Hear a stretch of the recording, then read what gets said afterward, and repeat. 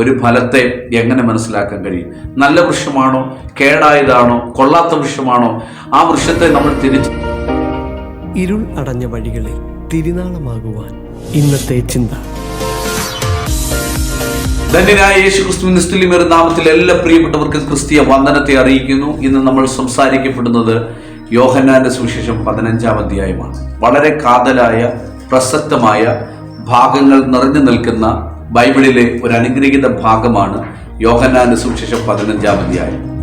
ആഴമേറിയ ആത്മീയ ചിന്തകൾ ഈ ഭാഗത്ത് നിന്ന് നമുക്ക് നൽകി തരുമ്പോൾ ബൈബിളിലെ ഏറ്റവും വിശേഷകരമായ ഒരു പ്രസ്താവന, യേശുവിന്റെ ഒരു ആഹ്വാനം നമുക്ക് ഈ ഭാഗത്ത് നിന്ന് കാണാം. അത് മറ്റൊന്നുമല്ല, നിങ്ങൾ എന്നിൽ വസിക്കുക. യേശുവിന്റെ ഒരു ആഹ്വാനമാണ്, നിങ്ങൾ എന്നിൽ വസിക്കുക. യേശുവിൽ വസിച്ചിട്ടില്ലാത്ത ഒരു ഭക്തന്, ഒരു ക്രിസ്തു ഭക്തന് ജീവിതമേ ഇല്ല എന്നൊരു തിരിച്ചറിവുണ്ടാകും. ഒരു ആത്മീയൻ, ഒരു ദൈവവൈതലിന് അവനെ സംബന്ധിച്ച് അവന്റെ ഏറ്റവും വിലപ്പെട്ട കാര്യം അവനെ വിടുവിച്ച്, അവനെ ഉദ്ധരിച്ച്, അവനെ രക്ഷിച്ച ക്രിസ്തുവിൽ വസിക്കുക എന്നുള്ളതാണ്. ഈ പ്രധാന ഭാഗത്തിലൂടെ പരിശുദ്ധാത്മാവ് നമ്മളോട് പങ്കുവെക്കുന്നതും നാം ക്രിസ്തുവിൽ വസിക്കുവാൻ തയ്യാറാകണം. എന്തുകൊണ്ട് ക്രിസ്തുവിൽ വസിക്കണം? 1-2 പ്രധാന ഭാഗങ്ങളിൽ ക്രിസ്തു നൽകുന്ന ചില ചിന്തകളുണ്ട്. ഈ വേദഭാഗങ്ങളിലൂടെ ഞാൻ നിങ്ങളെ സ്നേഹിച്ചിരിക്കുന്നു, അത് ജീവൻ തന്ന് സ്നേഹിച്ചിരിക്കുന്നു, പ്രാണൻ തന്ന് സ്നേഹിച്ചിരിക്കുന്നു. അത് പിതാവിന്റെ സ്നേഹമാണ്. ആ സ്നേഹം ഞാൻ വെളിപ്പെടുത്തി, ഞാൻ നിങ്ങളെ സ്നേഹിച്ചിരിക്കുന്നു. യേശു നമ്മളെ സ്നേഹിച്ചതിന്റെ മഹാവെളിപ്പെടുത്തലാണ് കാൽവറിയിൽ അവസാനത്തുള്ളി രക്തവും നമുക്ക് ഊറ്റിത്തന്ന് നമ്മളെ സ്നേഹിച്ച ആ മഹാസ്നേഹം. ആമേൻ.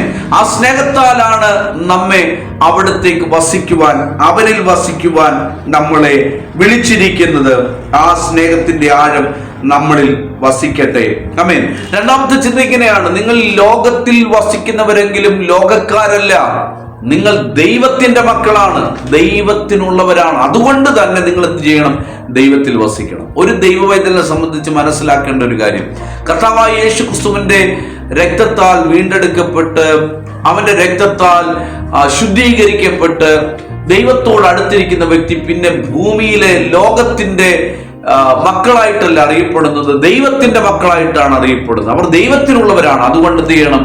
ദൈവത്തിൽ വസിക്കണമെന്ന് ദൈവം നമ്മളെ പറ്റി ആഗ്രഹിക്കുന്നു. പ്രിയരെ, ഈ പ്രഭാത ചിന്തയിൽ അല്ലെങ്കിൽ ഈ ധ്യാനാത്മകമായ പഠനത്തിൽ നമ്മുടെ ഹൃദയത്തിനകത്തേക്ക് വെളിപ്പെടേണ്ട ആഴമായ ചിന്ത ക്രിസ്തുവിൽ വസിക്കുന്നവരായി മാറുക. ക്രിസ്തുവിൽ വസിച്ചാൽ നമുക്ക് ധാരാളം ഫലം കായ്ക്കാൻ കഴിയും. ഒരു ഫലത്തെ എങ്ങനെ മനസ്സിലാക്കാൻ കഴിയും? നല്ല വൃക്ഷമാണോ, കേടായതാണോ, കൊള്ളാത്ത വൃക്ഷമാണോ? ആ വൃക്ഷത്തെ നമ്മൾ തിരിച്ചറിയുന്നത് അതിന്റെ ഫലം കൊണ്ടാണ്. ആ ഫലം എത്ര നന്നായിരിക്കുന്നു എന്നതനുസരിച്ച് ആ വൃക്ഷത്തിന്റെ മഹത്വം വർദ്ധിക്കുകയാണ്. നമ്മളിൽ നിന്ന് പുറപ്പെടേണ്ടത് ക്രിസ്തുവിന്റെ സ്വഭാവങ്ങളാണ്, ക്രിസ്തുവിന്റെ ഫലങ്ങളാണ്. അതിൽ നമ്മൾ വരുമ്പോൾ നാം ക്രിസ്തുവിലുള്ളവരാണെന്ന് ലോകം തിരിച്ചറിയും. അതുകൊണ്ട് ക്രിസ്തുവിൽ വസിക്കുവാൻ എല്ലാ പ്രിയപ്പെട്ടവരെ ആഹ്വാനം ചെയ്തുകൊണ്ട് എൻ്റെ വാക്കുകളെ പരിമിതപ്പെടുത്തുന്നു. കർത്താവ് എല്ലാവരെയും അനുഗ്രഹിക്കുമാറാകട്ടെ.